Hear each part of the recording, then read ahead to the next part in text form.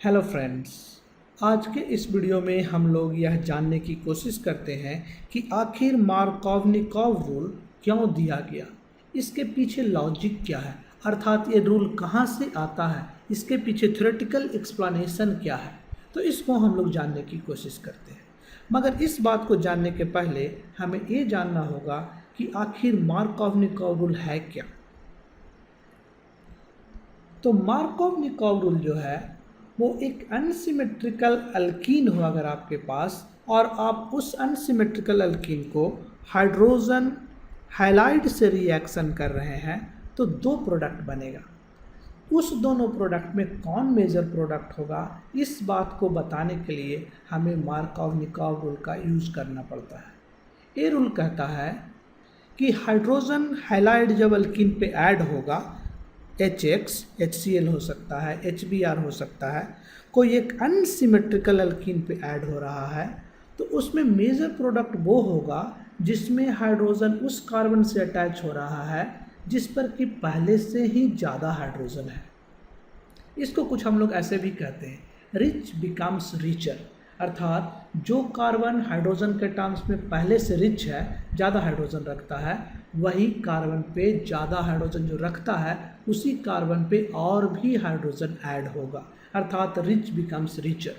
तो हम लोग कह सकते हैं मार्कोवनिकॉव रूल जो है वो ये कहता है कि हाइड्रोजन कहाँ जाएगा, HX का जब एडिशन होगा अनसिमेट्रिकल अल्कीन पे, और साथ ही साथ ये भी बताता है कि हैलोजन कहाँ जाएगा, क्योंकि जब हाइड्रोजन फिक्स हो गया तो हैलोजन भी फिक्स हो गया। तो इस बात को हम लोग एक एग्जाम्पल से समझते हैं। आपके पास एक अल्कीन दिया हुआ है। अब बताइए ये अल्कीन कैसा अल्कीन है, सिमेट्रिकल अल्कीन है या अनसिमेट्रिकल अल्कीन है। ये एक अनसिमेट्रिकल अल्कीन है क्योंकि इस कार्बन पे दो हाइड्रोजन जुड़ा हुआ है, मगर इस कार्बन से एक हाइड्रोजन एंड एक CH3 ग्रुप जुड़ा हुआ। ये एक अनसिमेट्रिकल अल्कीन है।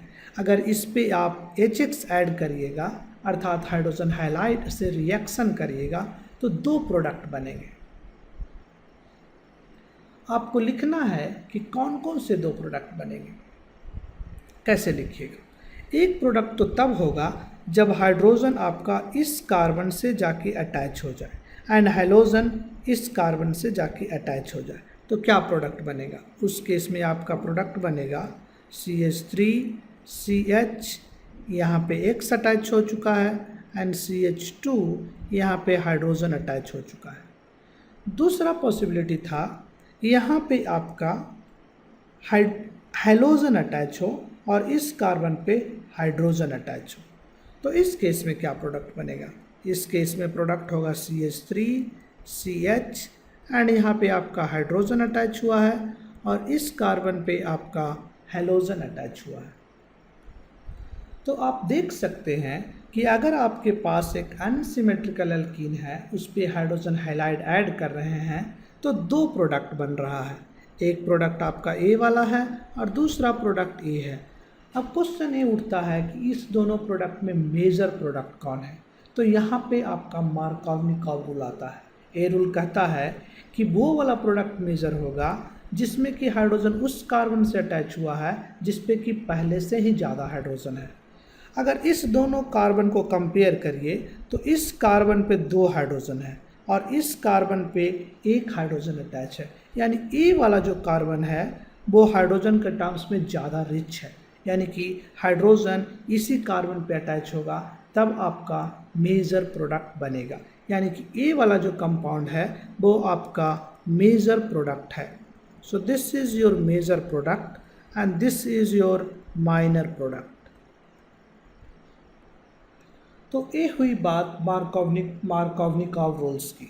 अब क्वेश्चन ये उठता है कि आखिर A वाला प्रोडक्ट मेजर क्यों है, यानी दूसरे शब्दों में कहें मार्कोवनिकॉव रूल में A क्यों कहा गया कि हाइड्रोजन इसी कार्बन से अटैच होगा, क्यों ऐसा कहा गया। तो इस बात को हम लोग जानने की कोशिश करते हैं। So what is theoretical explanation for Markovnikov's rule. एक हम लोग एग्जाम्पल से समझने की कोशिश करेंगे। आपके पास एक अल्कीन है और एक हाइड्रोजन हैलाइड है। आपको इसका मैकेनिज्म याद होगा।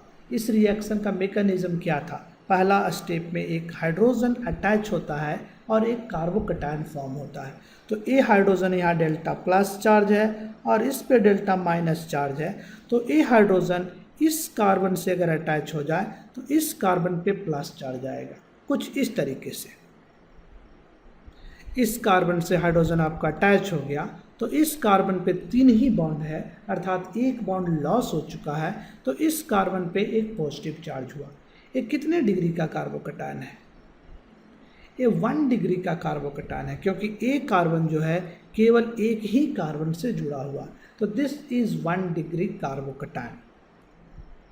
और जैसा कि हम पहले भी कह चुके हैं पहले के वीडियोस में कि 1 डिग्री कार्बोकैटायन जो होता है वो लेस स्टेबल होता है, यानी ये एक लेस स्टेबल कार्बोकैटायन है, प्राइमरी कार्बोकैटायन है, 1 डिग्री कार्बोकैटायन है। अब दूसरा क्या प्रोडक्ट हो सकता था? अगर इसी का हाइड्रोजन हाइड्रोजन से रिएक्शन करें, हाइड्रोजन हाइलाइड से रिएक्शन करें, आपके पास वही अल्कीन है और आप इसको हाइड्रोजन हाइलाइड से रिएक्शन कर रहे हैं, क्या प्रोडक्ट होगा? अर्थात आपका फर्स्ट स्टेप मैकेनिज्म का क्या होगा? तो एक पॉसिबिलिटी थी कि ए वाला हाइड्रोजन इस वाले कार्बन से जाके अटैच हो जाए। अगर इस कार्बन से अटैच होगा तो इस कार्बन पे पॉजिटिव चार्ज आएगा, यानी कार्बोकैटायन कुछ इस तरीके का बनेगा।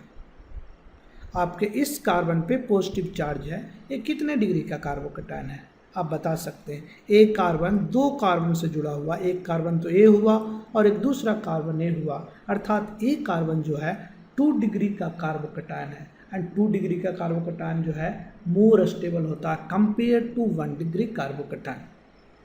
तो इस केस में आपका 2 डिग्री का कार्बोकैटायन बन रहा है और वो कार्बोकैटायन ज़्यादा स्टेबल है कंपैरिजन टू 1 डिग्री कार्बोकैटायन। तो अब आप बता सकते हैं कि इस रिएक्शन में कौन कार्बोकैटायन बनेगा? ऑफ कोर्स ए वाला कार्बोकैटायन बनेगा 2 डिग्री, यानी ए वाला रिएक्शन जो है फास्ट होगा। एंड आप ये भी जानते होंगे कि कार्बोकैटायन बनना ही रेट डिटर्मिनिंग स्टेप है। अगर अल्कीन पे हाइड्रोजन हाइलाइड का रिएक्शन हो रहा है तो उसमें पहला स्टेप जो है रेट डिटर्मिनिंग स्टेप है, यानी कि इस रिएक्शन में 2 डिग्री का जो कार्बोकैटायन है वो बनेगा, 1 डिग्री का कार्बोकैटायन काफ़ी कम बनेगा। इस बात को हम लोग एक और एग्जांपल से समझते हैं। लेट अस से कि यहाँ पे हाइड्रोजन हाइलाइड जो है वो HBr है, तो हम लोग दोनों पाथ से प्रोडक्ट लिखने की कोशिश करते हैं। एक पाथ तो हमारा 1 डिग्री कार्बोकैटायन के थ्रू और दूसरा पाथ हमारा 2 डिग्री कार्बोकैटायन के थ्रू। तो आपके पास एक अल्कीन दिया हुआ है, सेम अल्कीन, और इसको आप HBr से रिएक्शन करना चाहते हैं। पहला स्टेप मैकेनिज्म का जो कि स्लो स्टेप है, उसमें आपको एक कार्बोकैटायन बनेगा। तो एक कार्बोकैटायन तो आपका 1 डिग्री का हो सकता है और दूसरे स्टेप में Br माइनस अगर अटैक कर दे तो आपको यहाँ पे Br जुड़ जाएगा और ए वाला प्रोडक्ट आपका बनेगा। दूसरा पॉसिबिलिटी था 2 डिग्री का कार्बोकैटायन बनता और दूसरे स्टेप में Br माइनस इस कार्बन पे अटैक कर देता कुछ इस तरीके से, तो आपका ए वाला प्रोडक्ट बनता।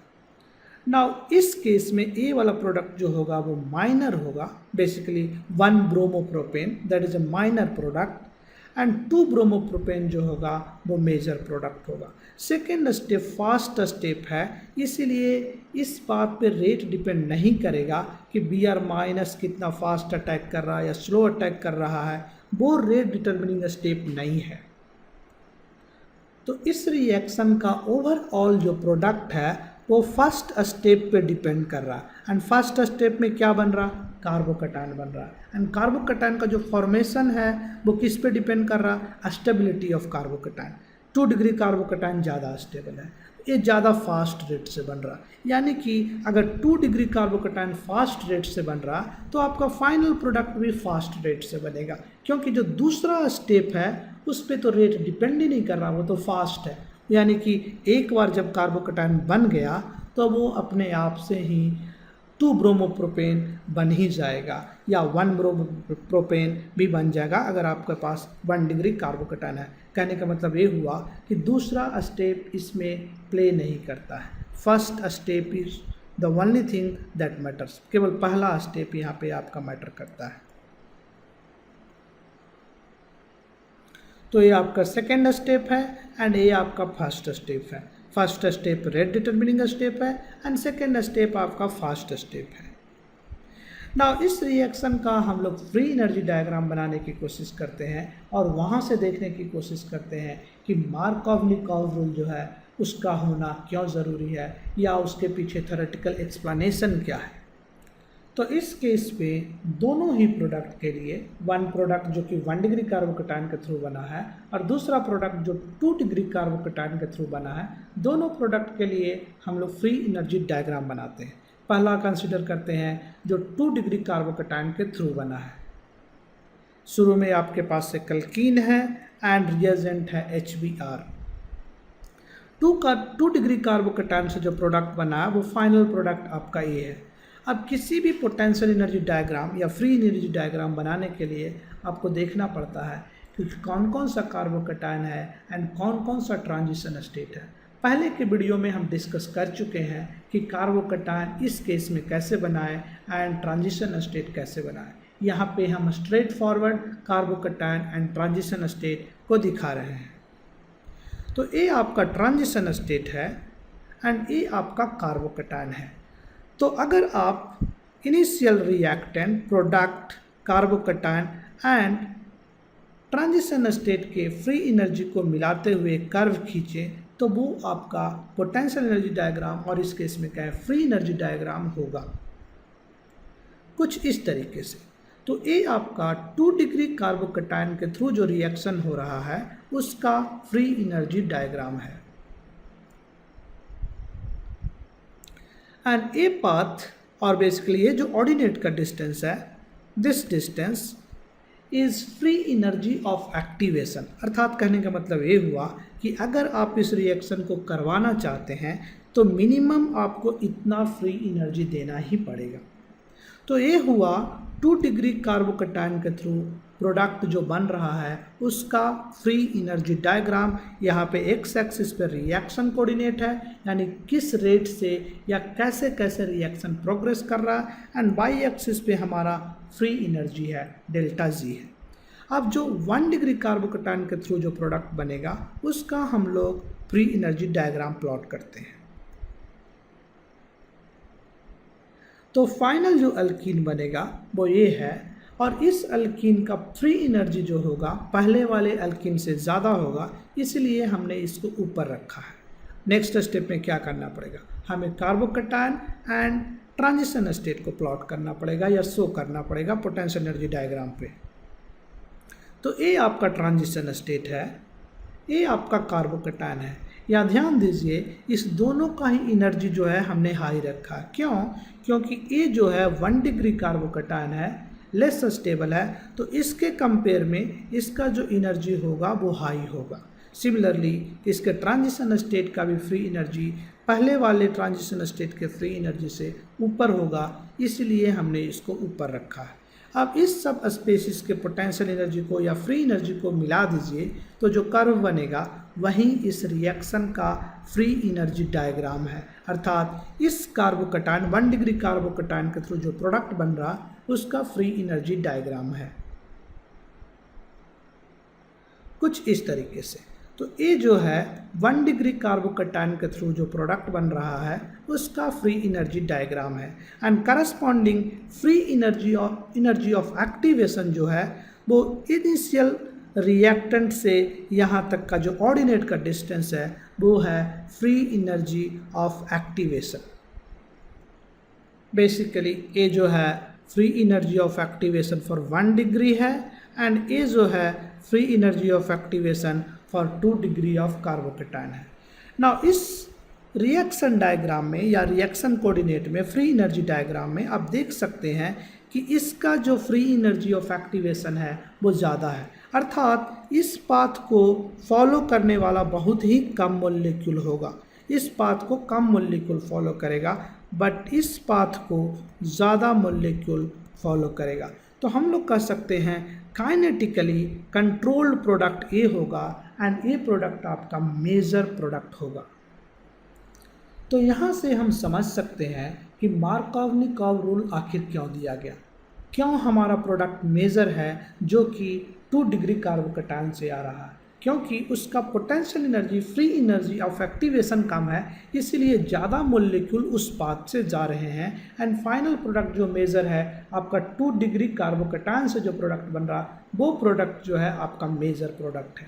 तो ये हुआ मार्कोव-निकोव रूल क्यों होता है, उसका थ्योरेटिकल एक्सप्लेनेशन। मार्कोव-निकोव रूल का मॉडर्न स्टेटमेंट भी है, जो कि इस रिएक्शन में हाइड्रोजन हैलाइड के रिएक्शन में हम लोग मार्कोव-निकोव रूल को केवल हाइड्रोजन के टर्म में कहा है, इसको हम लोग जनरलाइज भी कर सकते हैं।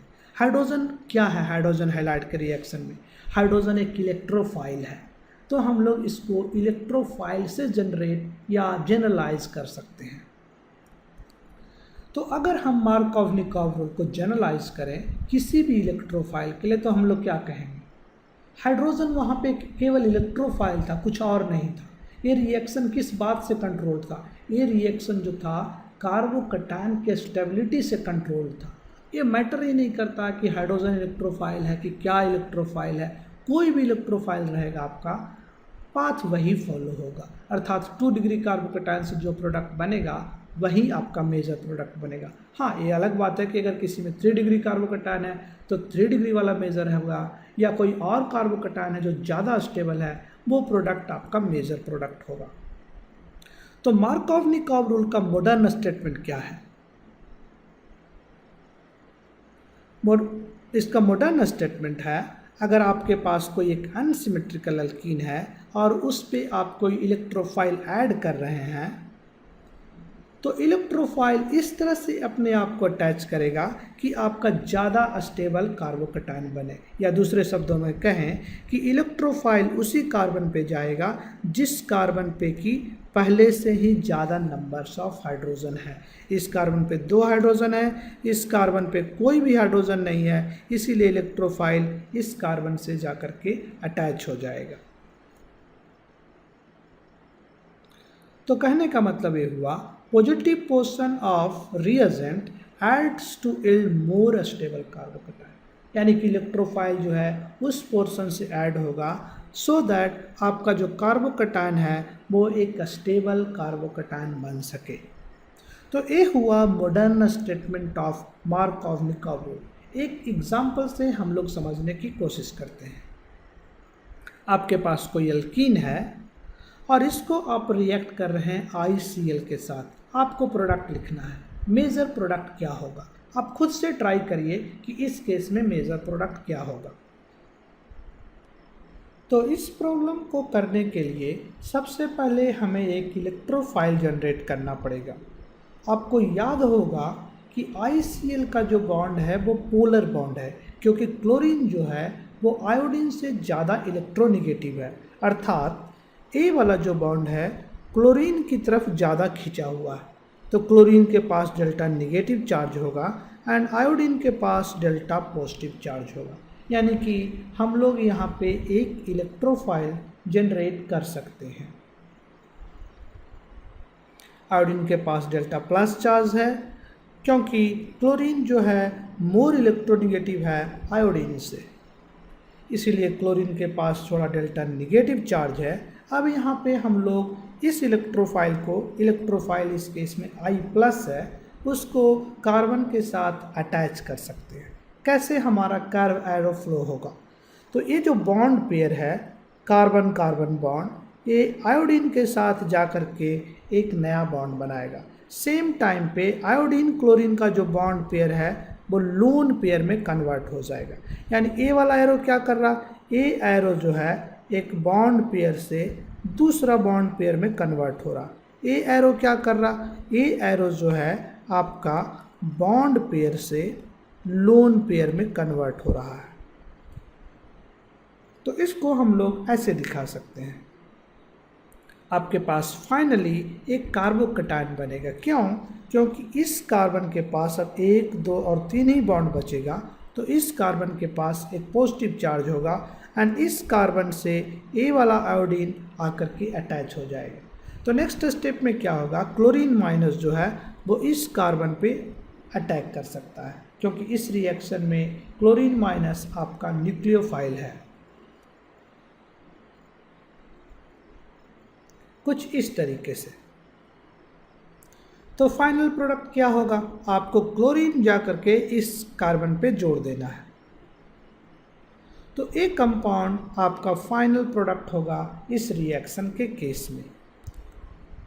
तो ये हुई मार्कोनिकॉव रूल के बारे में बातें। अगर मार्कोनिकॉव रूल में हाइड्रोजन प्लस इलेक्ट्रोफाइल है तो क्या प्रोडक्ट होगा, कोई जनरल इलेक्ट्रोफाइल है ICl जैसे हमने एक एग्जांपल लिया, अदर एग्जांपल्स भी हो सकते हैं IBr या कोई NOCl NO+Cl-, इस केस में आपको एक इलेक्ट्रोफाइल एंड एक न्यूक्लियोफाइल जनरेट करना है। इलेक्ट्रोफाइल को उस कार्बन से अटैच करना है जिस कार्बन पे कि पहले से ही ज़्यादा हाइड्रोजन है। तो HBr का जो एडिशन है एल्कीन पे वो एक आयोनिक मैकेनिज्म है, इसीलिए ऐसा सब कुछ हो रहा है। एक सिचुएशन ऐसा भी होता है जब आपका एंटी मार्कोनिकॉव रूल फॉलो हो, वो तब होता है जब आपका रेडिकल मैकेनिज्म हो। उस केस में क्या होता है कि अगर HBr को H2O2 यानी किसी भी पेरोक्साइड के साथ, किसी भी पेरोक्साइड के प्रेजेंस में अल्कीन का रिएक्शन करेंगे तो एंटी मार्कोनिकॉव प्रोडक्ट बनेगा। कैसे, इसको देखते हैं। आपके पास एक अल्कीन है और इस अल्कीन को अगर आप HBr से रिएक्ट करें in the presence of peroxide, तो इस केस में जो मैकेनिज्म होगा वो आयनिक मैकेनिज्म नहीं होगा। इस केस में मैकेनिज्म आपका है रेडिकल मैकेनिज्म। हम लोग इसको बाद के वीडियोस में डिस्कस करेंगे। तो HBr in the presence of peroxide जो होगा वो फाइनल प्रोडक्ट आपका एंटी मार्कोनिकॉव होगा। इसका मतलब ये हुआ कि हाइड्रोजन उस कार्बन पे जाएगा जिस कार्बन पे कि पहले से कम हाइड्रोजन है। यानी कि इस कार्बन पे अगर आप देखें तो कोई भी हाइड्रोजन नहीं है, 2 CH3 ग्रुप जुड़ा है, कोई भी हाइड्रोजन नहीं है। यानी कि इस कार्बन पे हाइड्रोजन जाएगा और इस कार्बन पे आपका Br ग्रुप जाकर के अटैच हो जाएगा। यानी कि HBr in the presence of peroxide anti Markovnikov rule follow होगा। क्योंकि रेडिकल मैकेनिज्म फॉलो होता है इस केस में, not the ionic mechanism, carbocation नहीं बनता है, इसीलिए इस केस में आपका एंटी मार्कोनिकॉव रूल फॉलो हो रहा है। तो फाइनल प्रोडक्ट क्या बनेगा, यहाँ पे आप हाइड्रोजन जोड़ दीजिए और दूसरे वाले कार्बन पे आप ब्रोमीन जोड़ दीजिए। तो इस कार्बन पे हमने हाइड्रोजन जोड़ दिया और इस कार्बन पे ब्रोमीन जोड़ दिया।